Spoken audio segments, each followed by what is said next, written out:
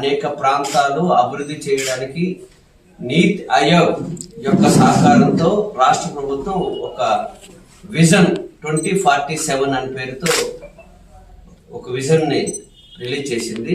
దాని యొక్క వివరాలన్నీ పరిశీలన చేస్తే ఈ 9 జిల్లాలకు సంబంధించిన అనేక అంశాలు దానిలో పొందుపరిచింది.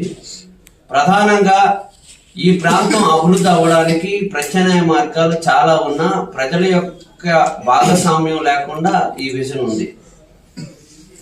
ఈ విజన్ లో ఏవైతే ప్రభుత్వ స్థలాలు ఉన్నాయో కొల్లగొట్టడానికి పారిశ్రామిక అధిపతులకి కట్టబెట్టే ప్రయత్నంలో కుట్రలు పన్నుతా ఉంది ఈ రాష్ట్ర ప్రభుత్వం. ఎందుకంటే మనందరం తెలుసు, స్టీల్ ప్లాంట్ ఒకవైపున చాలా కీలకమైనది. ఎన్నికల సందర్భంగా కూడా కూటమి ప్రభుత్వం ఒక స్పష్టమైన వాగ్దానం చేసింది. మేము కేంద్ర ప్రభుత్వంతో ఒత్తిడి తీసుకొచ్చైనా స్టీల్ ప్లాంట్ ని పరిరక్షిస్తామని చెప్పింది. కానీ దానికి భిన్నంగా వ్యవహారం చేస్తా ఉంది. దాదాపు నైపుణ్యత కలిగిన కార్మికులు ఎవరైతే ఉన్నారో, కాంట్రాక్ట్ కార్మికులు, నిర్వాసితులు ఎవరైతే ఉన్నారో వాళ్ళని తొలగించారు.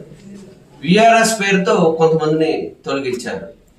దాంతో పాటు రకరకాలైన రా మెటీరియల్ ఏదైతే ఉందో రా మెటీరియల్ సప్లై చేయలేని స్థితి ఈరోజు ఉంది.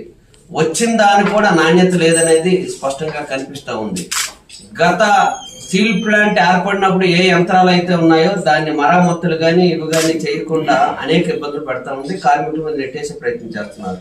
ఇప్పుడు ఈ విజన్ లో స్పష్టంగా మీకు చూపిస్తున్నాను. 2500 ఎకరాల భూమి స్టీల్ ప్లాంట్ భూమి, దీన్ని ప్రైవేట్ వాళ్ళకి దారాదత్తం చేయడానికి విజన్ పేపర్ లో ఉంది.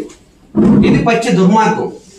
ఒకవైపున గత ప్రభుత్వానికి జగన్మోహన్ రెడ్డి గారు స్టీల్ ప్లాంట్ భూముల్ని కుట్రలు పన్నారు, తీసుకున్నారు, ఆ రకంగా నిర్వీర్యం చేస్తున్నారని ఇప్పుడున్న కూటమి నాయకులు ఎవరైతే ఉన్నారో వాళ్ళందరూ చెప్పారు.